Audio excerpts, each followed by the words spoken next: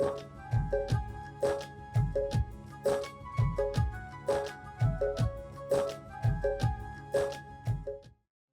घर पहुंच ही नहीं पाया कि समाचार पहुंच गया कि सुमन ने ब्रह्मचर्य व्रत ले लिया। कोई बात नहीं, पिताजी माँ भाई सब इकट्ठे हो गए। तो हम नीचे थे, पिता सब लोगों की मीटिंग ऊपर चल रही थी। तो पिताजी बोलते ले लेने दो, कोई दिक्कत नहीं, 5 साल का जो लिया है। बोले अभी 19 साल का है, 24 साल में शादी कर देंगे। कोई बात नहीं, मैंने कहा ये तो लफड़ा है।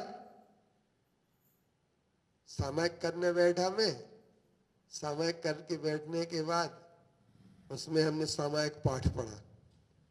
मैं ऐसा धर्मात्मा भी बन जाता था और कर्मात्मा भी बन जाता था। कभी कभी 3-3 बार 4-4 बार रोज मंदिर जाएंगे और नहीं जाएंगे तो 6-6 महीने भी नहीं जाएंगे। ऐसा चलता था। मंदिर के सामने ही बैठे रहेंगे, जैसे वीरेंद्र पहले बैठे रहते थे ना मंदिर के सामने, वो मंदिर नहीं आते थे, है नहीं। अच्छा, कभी कभी ऐसा होता था कि अब मंदिर घर आमने सामने, तो यही बैठेंगे, गप्पे मारेंगे रात में भी और भीतर नहीं आएंगे। ऐसा मेरा भी होता था। अब क्या हुआ कि मैंने क्या कर लिया,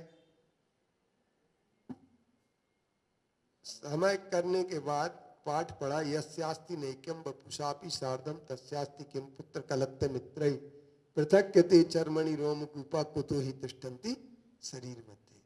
मैंने कहा ये पढ़ने के बाद फिर मैंने कहा चलो कोई बात नहीं। अब क्या, मैंने कहा जहां पर शरीर ही नहीं है वहां अपने कौन होगा, फालतू की चीज। चलो पूरा आजीवन ब्रह्मचर्य व्रत लेंगे। गाड़ी उठाई, चल दिया। अच्छा, दुकान के सामने से न निकल कर इधर उधर से चक्कर मार करके पहुंच गए। 2 बज रहे थे, ज्ञान अर्णव की क्लास चल रही थी। आचार्य को आप जानते नहीं थे, नमोस्तु बोला जाता कि क्या बोला जाता क्या नहीं बोला जाता। महाराज जी आजीवन ब्रह्मचर्य व्रत कर दो। बोले नहीं, अभी सोचो तुम, नहीं कर दो। नहीं नहीं नहीं, अच्छा से बोले नहीं ऐसा नहीं किया जाता है, तुम अभी नहीं नहीं, वो तो अब आजीवन लेना ही है, पक्का करके आए हैं। तो बोले 5 मिनट और सोच लो। हमने कहा सोच लेते 5 मिनट। 5 मिनट बैठे रहे घड़ी में, जैसे ही 5 मिनट हुए ना तो श्रीफल चढ़ाया, ना उनने कहा कि श्रीफल चढ़ा लो। पहले चढ़ाया था ना बाद में, बिना श्रीफल के ही व्रत क्या हो गया, बिना श्रीफल के। उन्होंने कहा कायो सर्कल नोवा नमो का हनुमंत पढ़ लिया, हो गया। अब घर खबर पहुंच गई कि आजीवन ब्रह्मचर्य व्रत ले लिया। तो फिर परिवार की मीटिंग हुई, पूरा परिवार इकट्ठा हुआ। बोले तुमने किससे पूछ के लिया, क्या तुम ही सब कुछ हो सकते हो। बहुत लगभग उन्होंने 20-30 मिनट तक प्रवचन दिया सबने मिलकर। तुम नहीं समझते हो, ये हो। मैंने कहा आप लोग तो ऐसे डांट रहे हो जैसे मैंने किसी की लड़की भगा ली।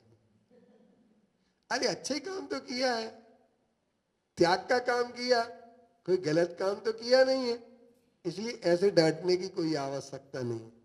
तो एक जन बोले, एक भाई बोले कि हम तुम्हारा कोई साथ नहीं दे पाएंगे। हमने कहा हमें किसी के साथ की जरूरत नहीं है, मैं अपनी जिंदगी स्वयं के भरोसे जीऊंगा और सुमन स्वयं के भरोसे ही काम करेंगे। आप लोग मुझसे मोह छोड़ दीजिए। अब क्या हुआ, अब फिर आचार्य श्री से मिले। अब आचार्य श्री ने बिहार कर दिया, पता लगा आचार्य श्री ने बिहार कर दिया। तो अपन ने चाबी पैसे रुपए जो थे सब एक लड़के को दे दिए और कहते घर जाके दे देना, मैं तो जा रहा। उसने जाकर के दे दिया। अब क्या हुआ, अब आचार्य श्री को पता लगा कि एक मित्र ने बता दिया कि आचार्य श्री सुमन पैदल चल रहा है, उसको बुखार है। आचार्य श्री ने मुझे बुलाया, बोले इधर आओ, बुखार है, गाड़ी से बैठ के आओ, पैदल नहीं चलने का। ठीक है, पहुंच गए बासा तार खेड़ा, जहां भी दुर्लभ सागर जी हैं, वहां पहुंचे, बैठे। अब हमारे मित्र बोले कि यार अब अपन अभी नहीं चलते हैं, भैयावृत्ति करके चलेंगे। मैंने कहा भैयावृत्ति क्या होता है?